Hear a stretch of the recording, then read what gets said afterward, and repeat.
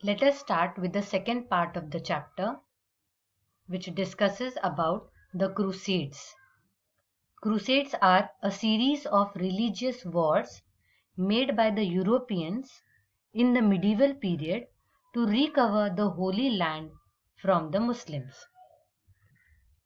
In the 11th century CE, the Muslim Turks invaded the lands of the Christian Emperor of Constantinople. Constantinople was the base of the Christian emperor.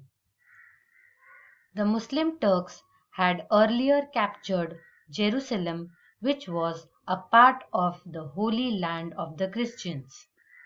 So the Pope appealed to all the Christians to join the Crusades, or the Holy Wars, against the Turks to recover their Holy Land, which was taken away by the Muslim Turks. This led to a series of crusades against the Turks. Thus, between the 11th and the 13th centuries CE, the Christians led 8 military expeditions or crusades against the Turks. The crusades failed to achieve their main objective to free the Holy Land Jerusalem from Turks, but they brought several important changes in the medieval Europe.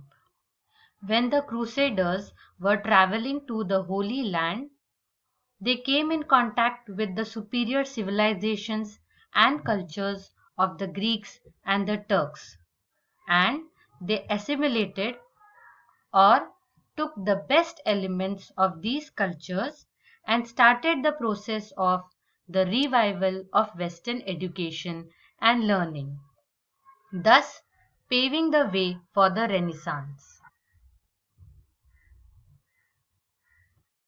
Now let us discuss about the decline of feudalism.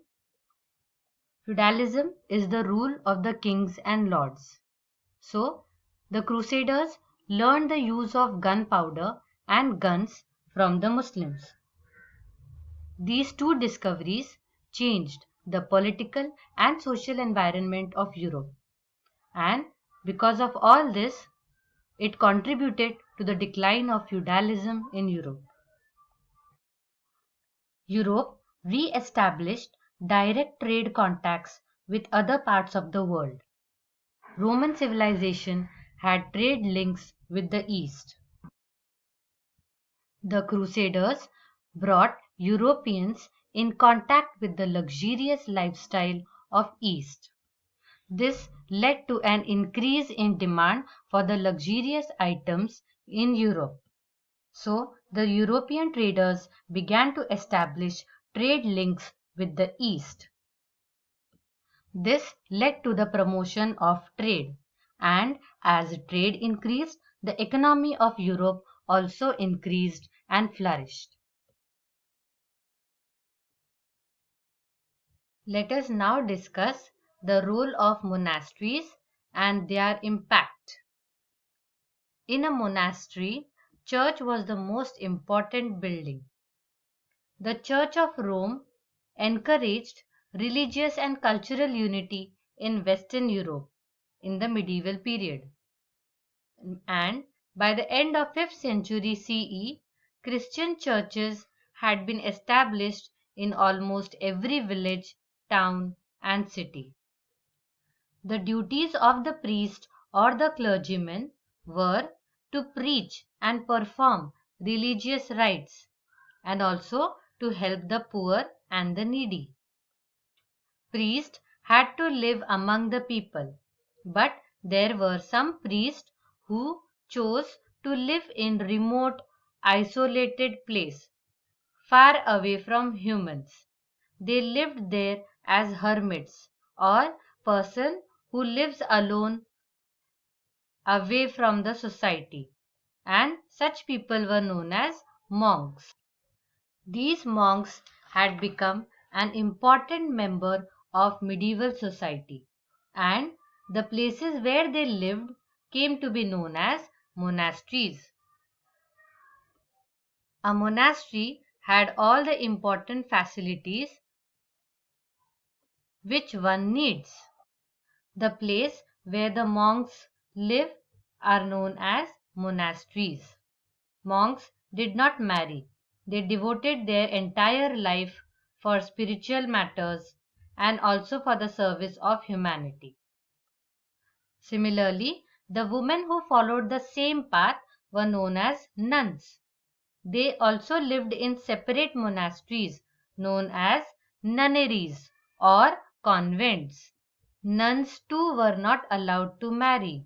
Their life was devoted for prayer and service of the poor, the sick, and the oppressed. Life in the monasteries was simple and in a very orderly manner. Monks and nuns had to follow a very rigid code of conduct, that is, the rules and regulations of the church. Here you can see the infrastructure of a monastery. A monastery was usually a large, strong, and simple building surrounded by gardens, fruit orchards, fields, and ponds. An abbey is a building where monks and nuns live. So, inside the abbey was a small church and living quarters for monks and nuns, a kitchen, and a storeroom. We could also find hospitals, schools, and libraries attached to most of the monasteries. Now let us discuss the various impacts of these monasteries on the society. Monasteries played a very important role in the medieval Europe. Nuns played a very important role in educating the children and treating the sick and the wounded. The land around the monastery was brought under cultivation and made productive. Also, agriculture, mural painting, wood carving, and stained glass painting developed and flourished in the monasteries. The monasteries also provided shelter to the travelers. They also gave food and clothing to the poor and the needy. They grew medicinal herbs in their gardens, which created a great interest in botany. The greatest contribution of the monasteries was in the field of education. Some of the monasteries later developed into famous secular universities, such as the Oxford University and the Cambridge University. Besides religious texts, secular subjects like history, philosophy, medicine, law, and astrology were also taught in these universities. Paper and printing press were not yet been invented during the early medieval Europe. So the monks wrote books by hand on parchment, which means a flat, thin material made from the skin of an animal. Most of the books which were written by these monks were copies of the Bible and prayer books. There were also copies of Latin and Greek books on different secular subjects.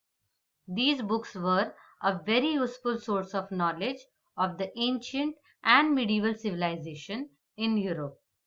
These are the different sources through which we can study history today.